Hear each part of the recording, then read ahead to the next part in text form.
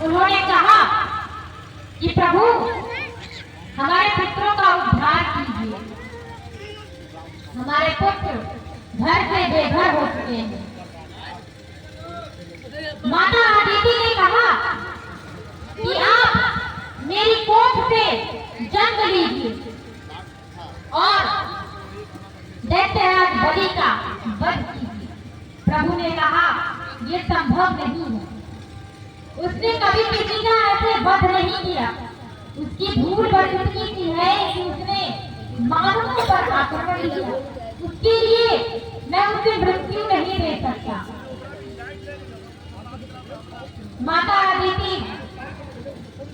अदिति ने कहा तो फिर मेरे पुत्रों का उद्धार कैसे होगा?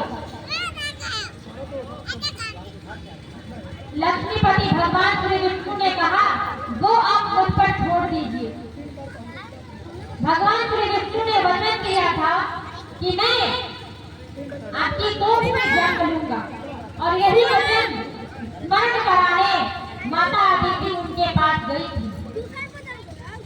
तो भगवान ने कहा कि मैं आपकी कोख से शीघ्र ही जन्म लूंगा। माता अदिति वहां से अपने घर वापस आई। फिर वो घड़ी आ गई। भगवान माता अदिति के घर में जन्म ले चुके थे और उस समय पूरी कुटिया में प्रकाश ही प्रकाश था। कुटिया से बहुत ही तेज प्रकाश बाहर निकल रहा था। इतना तेज था। भगवान माता अदिति के गर्भ से बामन के रूप में वो अवतरित हुए। भगवान अब माता अदिति ने देखा कि हमारा पुत्र एक बामन है। भगवान ने कहा कि हाँ मैं एक बामन हूँ। अब माता अदिति चिंतित थी कि इतने विशालकाय जो दैत्यराज बलि है वो इतनी विशालकाय है, इतने शक्तिशाली है, आप उनका सामना कैसे करेंगे? तो भगवान ने कहा कि उसकी चिंता आप नहीं कीजिए, मैं सब संभाल लूंगा। सभी देवता उपस्थित थे वहां पर, देवी देवता सबने अपनी ओर से भगवान वामन को कुछ न कुछ दिया। किसी ने भिक्षा पात्र दिया, किसी ने उन्हें माला प्रदान की, किसी ने उन्हें कमंडल प्रदान किया जिसमें जल रखा जाता है। किसी ने उन्हें छतरी प्रदान की, छाता, और किसी ने वस्त्र प्रदान किए। सभी लोगों ने कुछ न कुछ भगवान बाबा को अपनी ओर से भेंट दी, भिक्षा दी। अब भगवान राजा बलि के द्वार पर पहुंचे भिक्षा मांगने के लिए। उस समय भगवान जब राजा बलि के दरबार पहुंचे, उनके द्वार पर पहुंचे, तो राजा बलि अश्वमेध यज्ञ कर रहे थे और वो यज्ञ का समापन होने ही वाला था, परंतु वो भिक्षा मांग रहे थे। राजा बलि यज्ञ को छोड़कर उन्हें भिक्षा देने के लिए आए, जबकि उनके गुरु दैत्य गुरु शुक्राचार्य उन्हें मना कर रहे थे। फिर भी उनके मना करने के पश्चात भी वो उन्हें भिक्षा देने के लिए आए। बलि ने कहा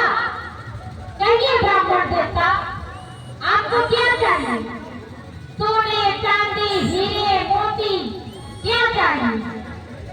भगवान वामन ने कहा कि मुझे ये सब कुछ नहीं चाहिए, बस मुझे 3 पग भूमि चाहिए, वो भी अपने पग से।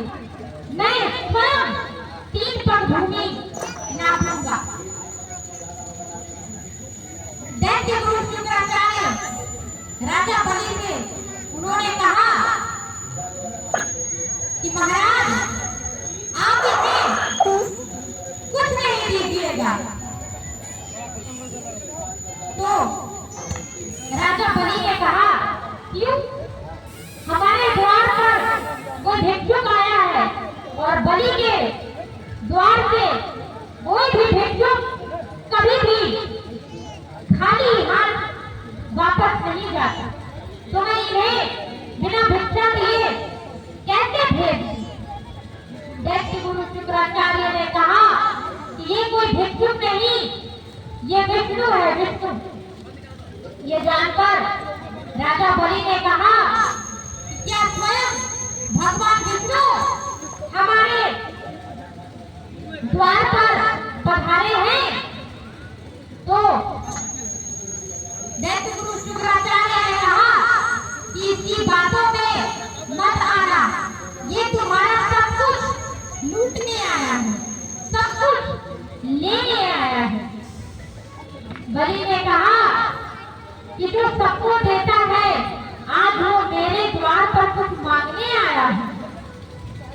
और वैसे भी कोई भी भिक्षुक जब मेरे द्वार पर आता है तो वो खाली हाथ वापस नहीं जाता। बलि से भगवान वामन ने कहा यदि आपका मन परिवर्तित ना हुआ हो तो क्या मुझे 3 पग भूमि मिल सकती है? राजा बलि ने कहा अवश्य, मैं आपको 3 पग भूमि प्रदान करता हूँ। तो भगवान वामन ने कहा ऐसे नहीं, आपको संकल्प करना होगा। तो राजा बलि ने कहा अवश्य। और जब संकल्प करने के लिए भगवान वामन अपने कमंडल से जल निकाल रहे थे तब दैत्य गुरु शुक्राचार्य छोटे स्वरूप होकर अपना आकार उन्होंने छोटा कर लिया और वे कमंडल में घुस गए। अब भगवान वामन जब जल देने वाले थे तो जल बाहर ही नहीं आ रहा है, तो फिर उन्होंने एक छोटे से लकड़ी से दैत्य गुरु शुक्राचार्य को बाहर निकाल दिया और राजा बलि ने संकल्प लिया कि मैं आपको 3 पग भूमि प्रदान करूंगा। भगवान ने अपने पैरों से 3 पग भूमि नापी और अब लाइन से पूछे थे, लाइन से पूछे थे क्या कहता प्रभु ने अपनी 3 पग भूमि नापी। पहले पग में उन्होंने संपूर्ण धरती को नाप लिया। दूसरे पग में पूरे नक्षत्र मंडल को, पूरे आकाश को नाप लिया। अब समस्या ये थी कि भगवान अपना तीसरा पग कहाँ रखेंगे? तो राजा बलि ने कहा कि प्रभु अभी भी मेरे पास कुछ है। भगवान ने सब कुछ नाप लिया था, कुछ शेष नहीं बचा था। फिर भी बलि ने कहा कि अभी भी हमारे पास ऐसा कुछ है जिस पर हमारा अधिकार है। तो भगवान ने पूछा क्या है जिस पर अभी भी आपका अधिकार है? तो राजा बलि ने कहा मेरा चीज, ये मेरा शरीर जिस पर अभी भी मेरा अधिकार है। आप अपना तीसरा पग मेरे शरीर पर, मेरे शीश पर रख दीजिए। राजा बलि की इच्छा सुनकर भगवान ने अपना तीसरा पग राजा बलि के शीश पर रख दिया और राजा बलि के भक्ति को देखकर, उनके संकल्प के पूरा करने की दृढ़ता को देखकर भगवान उन पर अत्यंत प्रसन्न थे। उन्होंने भगवान श्री बाबर ने राजा बलि का खोया हुआ साम्राज्य, उनका राज्य वापस किया और पूछा, बलि यदि तुम्हें कुछ और चाहिए, कोई और इच्छा हो तो बताओ। बलि ने कहा, प्रभु बस एक ही इच्छा है कि मैं नित्य दिन जब प्रातः काल उठूं तो मुझे आप दोनों के दर्शन हो। प्रतिदिन बलि ने प्रभु से यही इच्छा व्यक्त की और भगवान ने बलि की इच्छा सुनकर बलि की उस इच्छा को पूर्ति भी की। बलि से कहा कि जब तक आप जीवित हैं तब तक नित्य दिन प्रतिदिन मैं प्रातः काल आपको दर्शन दूंगा, आप प्रतिदिन मेरा दर्शन कर पाएंगे। तो राजा बलि को उनका खोया हुआ साम्राज्य और ये एक आशीर्वाद, एक वरदान उन्हें भगवान श्री बाबर से मिला। राजा बलि लक्ष्मी माता के बड़े उपासक थे। लक्ष्मी माता की कृपा में उन पर सदा बनी रहती थी। उनके पास कभी भी धन संपदाओं की कमी नहीं होती थी, क्योंकि वो